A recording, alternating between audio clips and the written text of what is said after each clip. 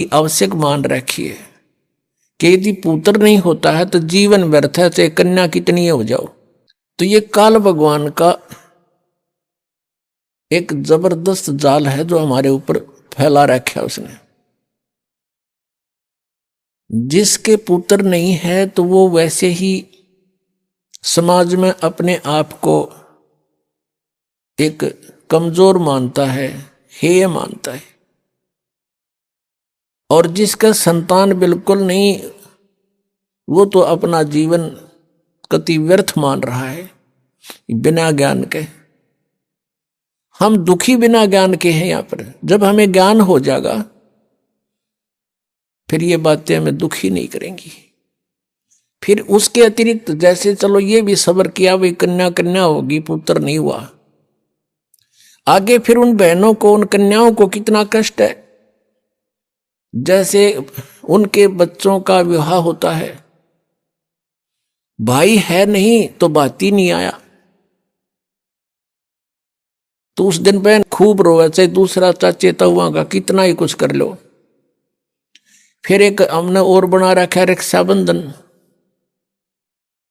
उस रक्षाबंधन के दिन फिर रोए वह बहन जिसका भाई को ना। बता, वो रक्षा कर देगा अपनी बहन की? वो भाई जो रक्षाबंधन जिसका बांधन जावे है कि मेरी रक्षा करिए भाई तू। एक बहन बता रही थी कि रक्षाबंधन के दिन, नाम लेने से पहले की बात है, नाम लेने के बाद हम नहीं करते ये, क्योंकि हमें पता लग जाता है। अब उसको ज्ञान हुआ उस बात का कि मैं अपने भाई के घर गई हुई थी, अपने मायके, रक्षाबंधन वाले दिन इंतजार कर रही थी भाई आओगा, रक्षाबंधन उसके बांधोगी। पहुंची, भाई नहीं आया, उसका शव आया। उस दिन एक्सीडेंट हो गया, दुर्घटना होगी,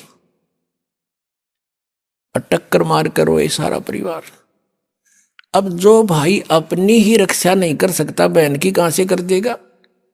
जो रक्षा करने वाला है उसकी तरफ ध्यान भी को नहीं।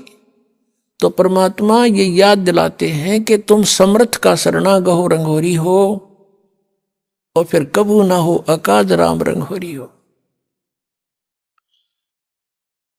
पुण्यात्मा, यदि आपने परमात्मा पाना है और काल के जाल से छूटना है तो इस परमात्मा के दिए विधान के अनुसार चलना पड़ेगा।